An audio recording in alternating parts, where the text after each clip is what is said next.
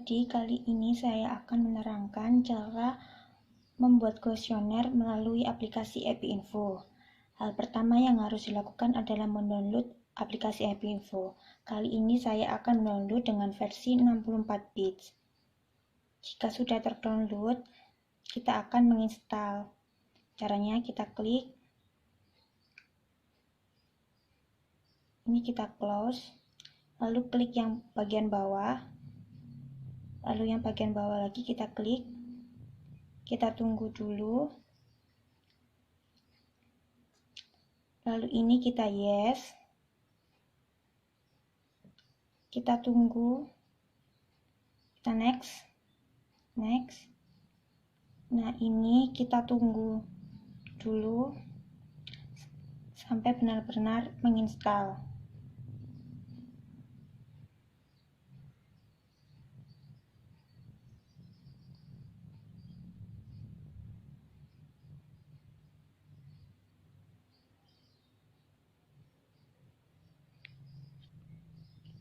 Jika ada tulisan seperti ini, kita klik finish.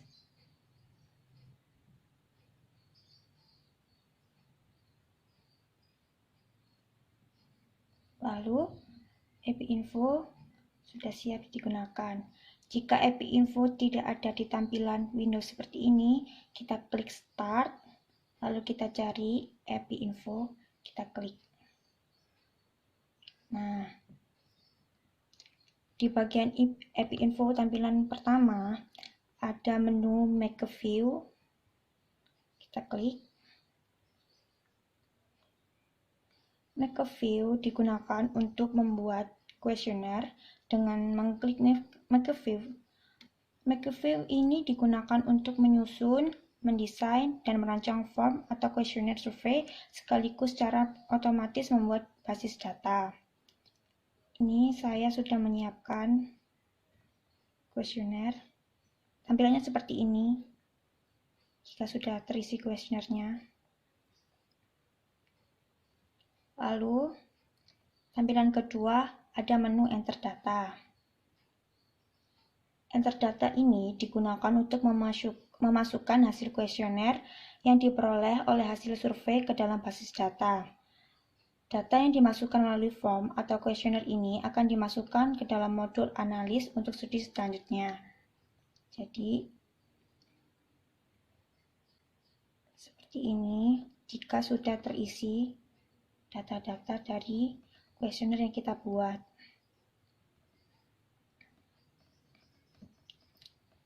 Lalu selanjutnya ada menu analis data.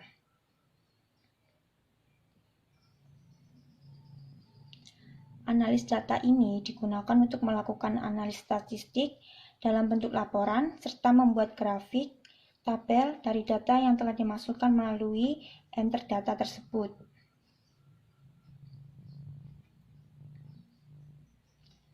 Selanjutnya ada menu Create Maps. Create Maps atau bisa disebut dengan EpiMap digunakan untuk membuat peta, sistem informasi geografis, dan menyusun data survei pada peta tersebut. Dengan kata lain, data akan diplotkan di dalam modul EpiMap. Selanjutnya adalah Create Reports.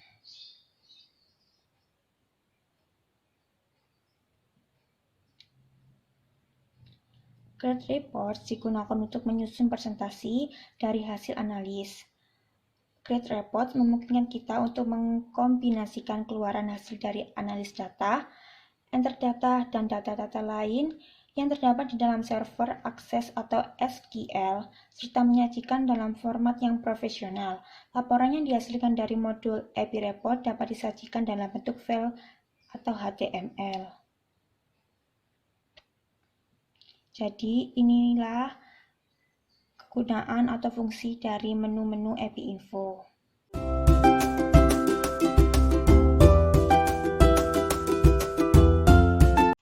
Selanjutnya yaitu langkah-langkah pembuatan kuesioner. Sebelum kita menuju langkah-langkah pembuatan pada aplikasi EpiInfo, sebelum itu kita harus menyiapkan rancangannya terlebih dahulu. Berikut adalah rancangan yang sudah pernah saya buat sebelumnya. Nah, pada rancangan ini terdapat 4 kolom, yaitu pada kolom pertama ada question or prompt. Pada kolom ini biasanya berisi tentang pertanyaan atau judul, pilihan jawaban, dan lain-lain. Seperti contoh ini, saya memiliki judul determinan masalah stunting, jadi saya taruh di question or prompt. Untuk kolom kedua, ada field or variable. Di sini adalah bentuk tipe dari question or prompt. Misalnya tadi judulnya determinan masalah stunting. Di sini saya beri label atau dengan tipe label atau title. Yang ketiga, pada kolom ketiga ada field definition. Di sini biasanya adalah tipe dari label dari kolom kedua. Nah, di sini judul saya determinan masalah stunting dengan field definition-nya font MS Sans Serif ukuran 14 bold. Selanjutnya ada kolom keempat yaitu field name. Jadi pada setiap question ini nanti itu diberi nama. Misalnya ini determinan masalah stunting dengan field name label 1. Pada rancangan yang sudah saya buat ini terdapat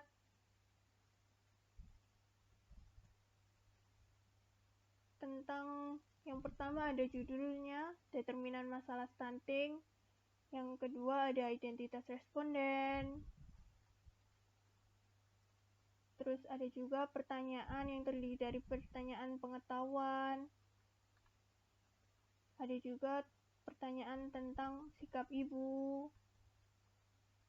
Dan ada juga pertanyaan tentang pemanfaatan posyandu. Jadi ini disesuaikan pada kuesionernya masing-masing. Setelah dibuat rancangan tadi, selanjutnya langsung saja kita buka aplikasi API Infonya.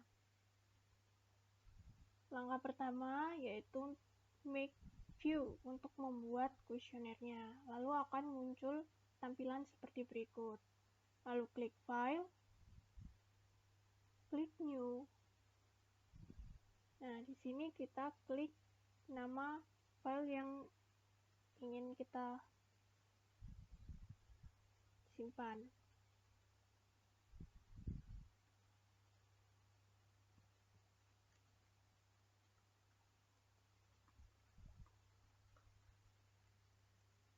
Nah, usahakan sebelum menyimpan file ini, usahakan dahulu membuat folder terpisah agar lebih mudah saat mencari file nantinya.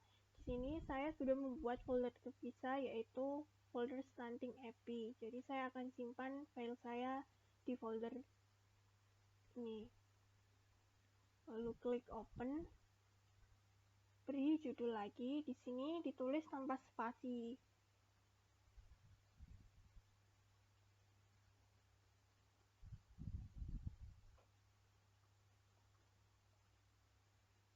Lalu klik OK. Lalu akan muncul tampilan seperti berikut. Nah, selanjutnya yaitu membuat kuesionernya. Langkahnya yang pertama yaitu melihat dahulu rancangan yang tadi. Di sini yang pertama ada judulnya yaitu determinan masalah stunting dengan field or variable, label or title, field definition-nya font MS Sans Serif ukuran 14 bold, field names-nya label 1. Langsung saja kita masukkan ke dalam API Info tadi. Caranya dengan klik kanan pada kursor, lalu akan muncul tampilan berikut. Langsung saja kita isi seperti pada rancangan yang tadi.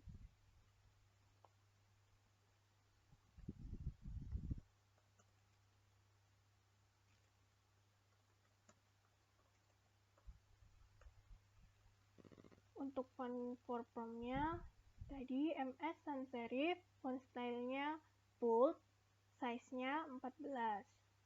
Klik OK. Untuk type-nya tadi label atau title.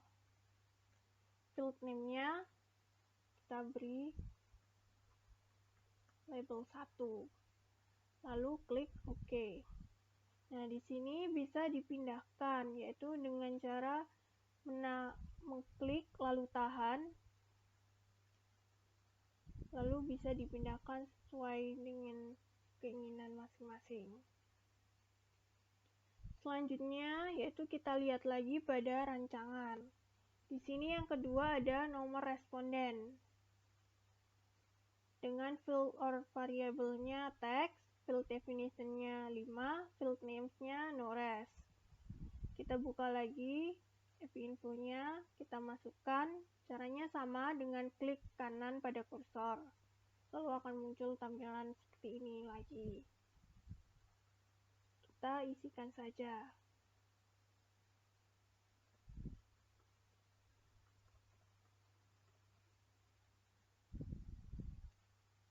Type-nya text, size-nya tadi adalah 5. Di field name-nya kita isikan dengan no res. Jangan lupa untuk selalu mengubah font-nya agar rapi. Saya menggunakan size 12. Lalu klik OK, klik OK lagi. Di sini kita bisa pindahkan agar lebih rapi. Selanjutnya yaitu ada waktu. Waktu di sini field or variable-nya date, field definition-nya DDMMYY, field names-nya waktu. Kita masukkan lagi pada info. Klik kanan, lalu akan muncul seperti ini, kita masukkan lagi.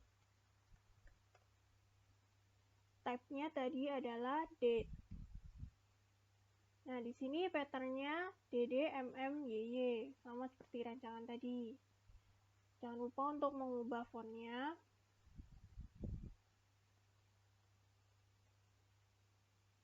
Klik OK, lalu klik OK lagi. Kita rapikan lagi. Selanjutnya ada identitas responden. Field or variable-nya label atau title, field definition-nya font MS sans serif, ukuran 12 bold, field name-nya label 2. Kita masukkan lagi, klik kanan, masukkan.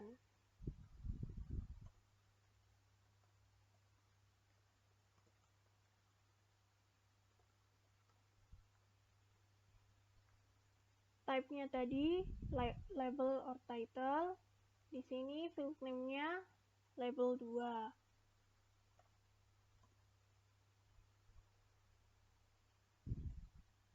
Font-nya jangan lupa untuk selalu diubah. Sini saya pakai font 12 agar lebih rapi. Lalu klik OK. Sini bisa diedit lagi. Kalau misal ingin mengedit atau salah dalam penulisan, klik kanan lagi. Sini bisa diubah, tapi untuk field name-nya ini tidak bisa diubah, jadi hanya question or prompt, type-nya atau font-nya. Nah, selanjutnya ada nama, field or variable-nya text, field definition-nya 30, field names-nya nama ibu. Kita masukkan lagi pada info, klik kanan lagi, tulis yang ada pada rancangan tadi.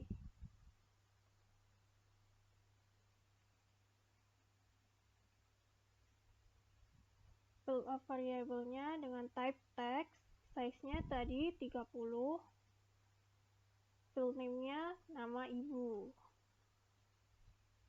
Lalu jangan lupa untuk selalu merubah font-nya. Klik OK, lalu klik OK lagi. Lalu kita rapikan lagi. Oke, selanjutnya kita lihat lagi pada rancangan. Di sini selanjutnya ada usia. Field or variable-nya number, field definition-nya pagar 2. Pagar 2 ini saya menyesuaikan pada responden saya. Jadi maksudnya di sini umurnya itu terdiri dari 2 angka. Kalau misal umurnya lebih dari 100 atau misal pada usia balita atau cuma satu saja, menggunakan pagar satu, menyesuaikan pada responden masing-masing. Field names-nya usia ibu. Lalu langsung saja kita masukkan pada aplikasi Infonya, klik kanan, lalu masukkan.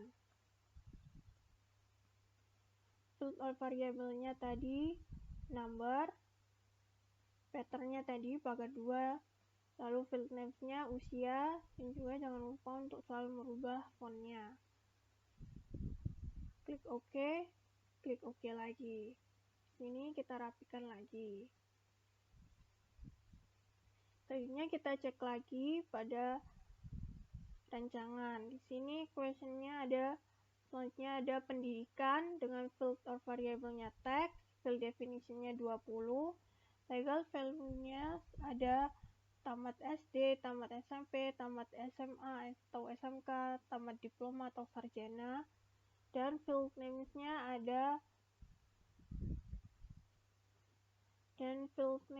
ada pendidikan ibu. Langsung kita masukkan lagi. Sini klik kanan. Question-nya tadi pendidikan. Dengan tipe teks, ukurannya 15. Field name pendidikan ibu. Nah, di sini kita klik legal values. Pendidikan ibu, create new. Nah, di sini kita masukkan tadi apa saja. Pertama ada tamat SD. Selanjutnya ada tamat SMP. Selanjutnya ada tamat SMA atau SMK. Selanjutnya ada tamat sarjana atau diploma.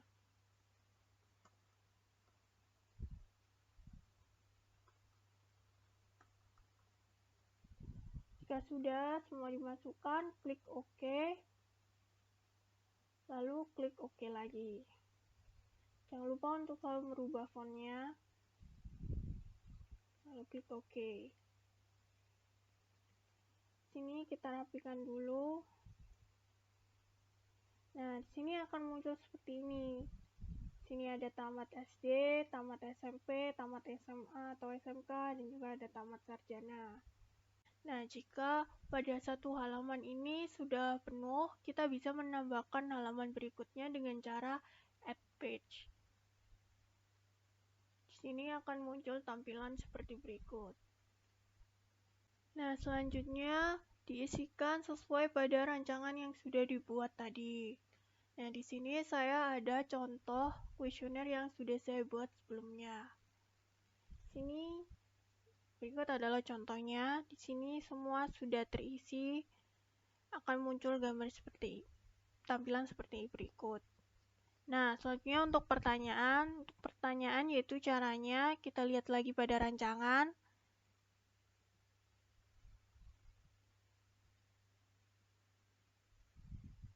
Nah, di sini untuk pertanyaan pengetahuan. Yang pertama, pertanyaannya dengan tipe number, pagar 1, range upper 5, lower 0. Di sini menyesuaikan untuk penilaian masing-masing ya. Di sini field names-nya P1. Langsung kita lihat saja di sini. Pertanyaannya, menurut Ibu sejak kapan tanda stunting mulai terlihat? Tipenya number, pattern-nya 1. Di sini klik range, lalu untuk lower-nya 0, upper-nya 5. Field name-nya P1. Sama. Nah, untuk pilihan jawabannya kita lihat lagi. Di sini pilihan jawabannya dengan tipe label atau title. Di sini field name-nya label 9.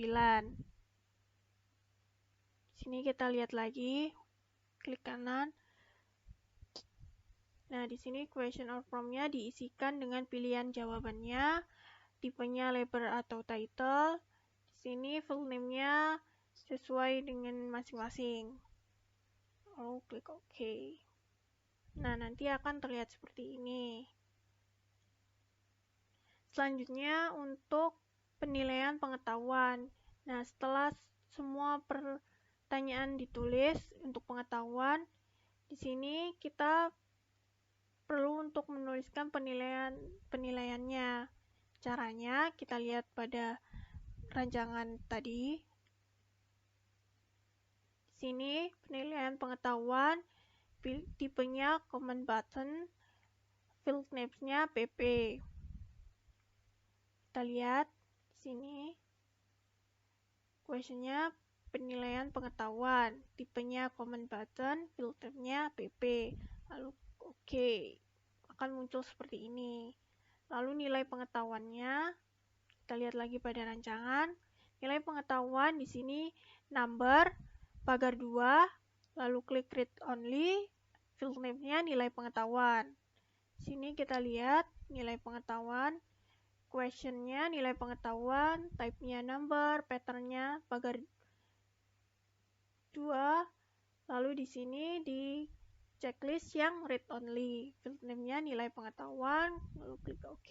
Di sini akan muncul seperti ini. Untuk kategori pengetahuan, di sini kita lihat lagi pada perencanaan, pada rancangan. Di sini kategori pengetahuan, tipenya teks, size-nya 7, klik read only, dan kategori pengetahuan, field name-nya kategori pengetahuan. Di sini kita lihat question-nya or prompt-nya kategori pengetahuan, tipenya teks, size-nya 10, field name-nya kategori pengetahuan. Di sini dicentang read only, klik OK.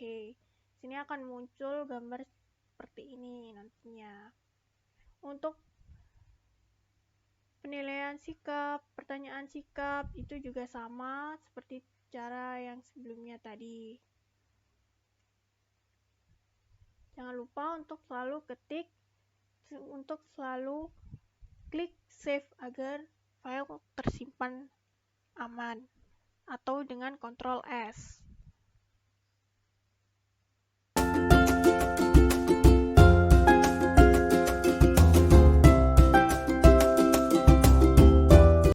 Selanjutnya adalah cara memasukkan rumus ke dalam kuesioner.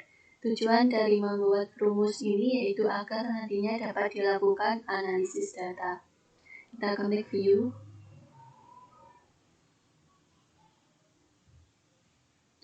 File. Di sini saya sudah menyiapkan kuesioner yang siap untuk diberi rumus.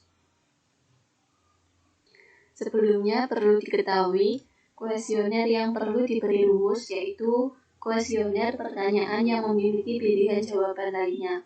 Seperti di sini ada pekerjaan ibu. Lalu penilaian pengetahuan serta nilai. Kunci untuk membuat rumus adalah kita harus hafal field dari masing-masing kuesioner yang bersangkutan.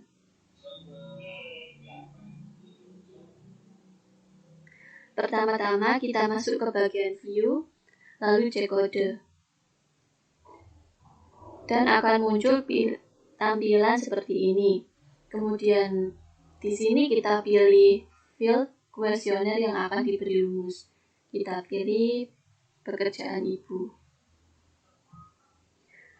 Lalu langsung saja kita ketik rumusnya, yaitu if field dari pekerjaan ibu sama dengan tanda petik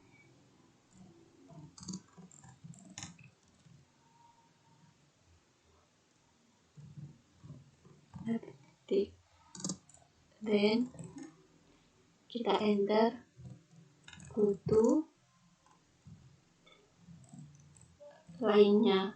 Lainnya ini merupakan field kuesioner setelah pekerjaan ibu. Kita enter lagi lalu end. Lalu kita tekan save. Jika warnanya sudah biru, yang berarti rumus sudah benar. Lalu yang kedua kita ke penilaian pengetahuan.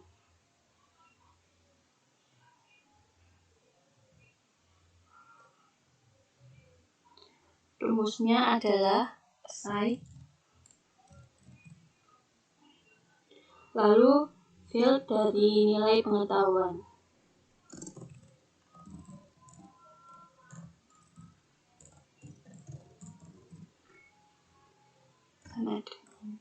Kita tulis field dari pertanyaan 1 sampai dengan 10. Di sini saya menggunakan PP1 sampai dengan PP10.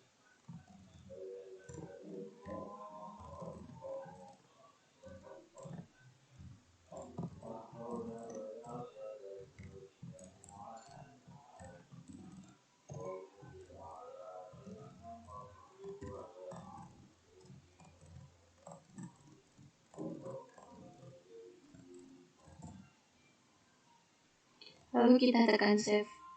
Jika warnanya sudah biru, berarti rumus sudah benar. Lalu yang terakhir kita ke nilai pengetahuan. Kita harus membuat kategori nilai terlebih dahulu. Dikarenakan di sini tentang dari nilai pengetahuan tertingginya adalah 50, kita akan bagi menjadi 3 kategori, yaitu baik, cukup, dan kurang. Langsung saja rumusnya adalah if nilai pengetahuan kurang dari 33, yang berarti di atas 33, dan yang kategori penilaiannya yaitu baik.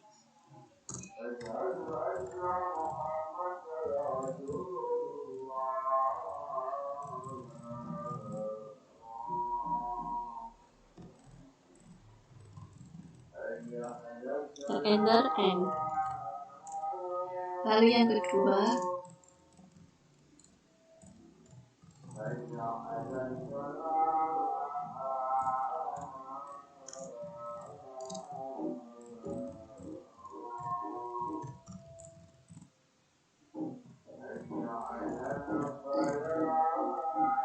maksudnya di sini yaitu nilai lebih dari 16 atau 17 sampai dengan kurang dari 34 atau 33, berarti nilainya yaitu 17 sampai dengan 33 yang memiliki kategori nilai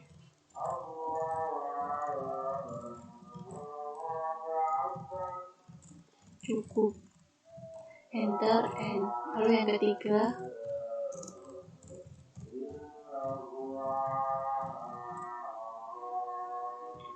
kurang dari 17, dan yang berarti kategorinya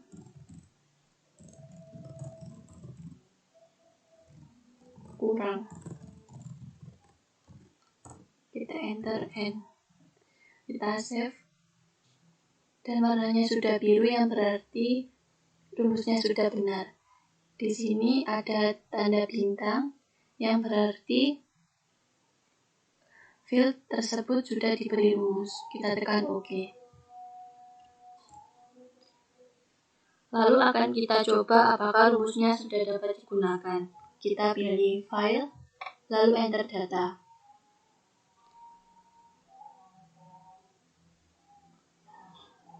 Langsung saja kita coba ke pekerjaan ibu.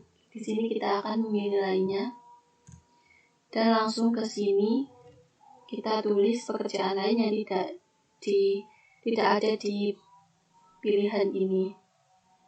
Misalnya penjahit.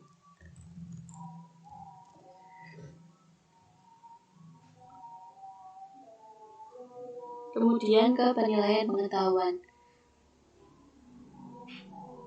Kita harus mengisi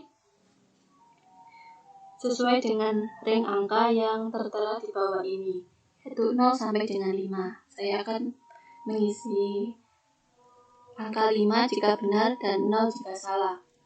5, lalu kita tekan enter saja. 0, 5, 0, kita enter. Lalu kita enter lagi. Di sini nilai pengetahuannya 30 dengan kategori pengetahuan cukup.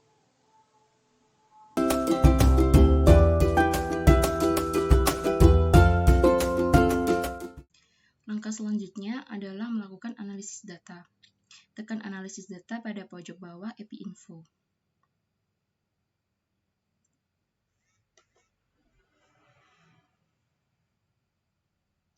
Nah, akan muncul tampilan seperti ini. Kemudian tekan read atau import. Lalu pada data search, pilih file yang sudah di-enter data sebelumnya.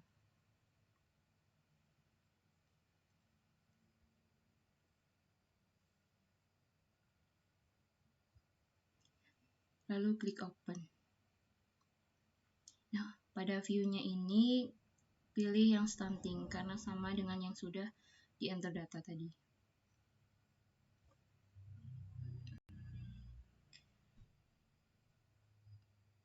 Nah, di sini terlihat ada record count-nya 50. Jadi sudah ada 50 data yang sudah di-enter atau diisi sebelumnya.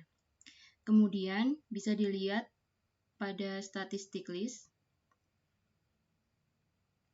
Ada gambar bintang, lalu langsung tekan OK saja. Bisa terlihat tabel seperti ini yang terdapat nama, ibu, usia ibu, pendidikan ibu, pekerjaan ibu, alamat ibu, dan yang lainnya juga. Kemudian untuk mengetahui frekuensinya, kita pilih frekuensi pada statistik. Frekuensi off-nya kita bisa pilih jenis kelamin,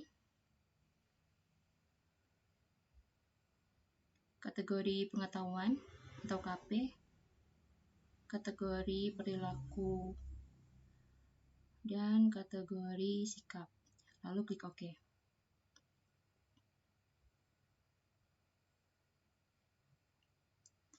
Nah, selanjutnya akan muncul data seperti ini.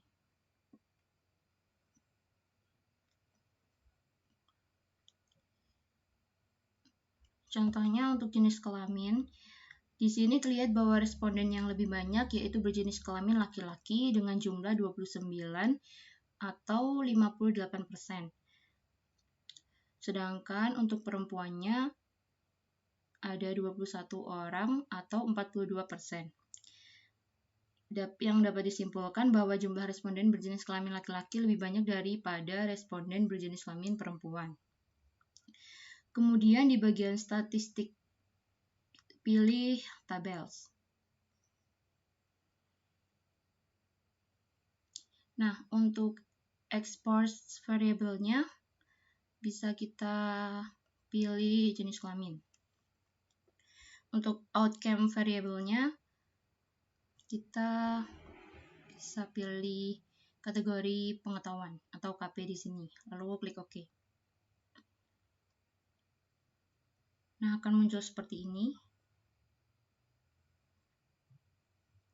Di sini untuk mengetahui hubungan antara jenis kelamin dengan kategori pengetahuan ibu tentang stunting. Jadi untuk jenis kelamin laki-laki, ibu yang memiliki pengetahuan yang baik tentang stunting terdapat 10 orang dan yang kurang terdapat 19 orang. Untuk jenis kelamin perempuan, ibu yang memiliki pengetahuan tentang stunting yang baik ada 11 orang dan yang kurang ada 10 orang. Selanjutnya di sini ada single tables analysis. Untuk odds rasionya ada 0,4785 dan untuk risk rasionya ada 0,6583.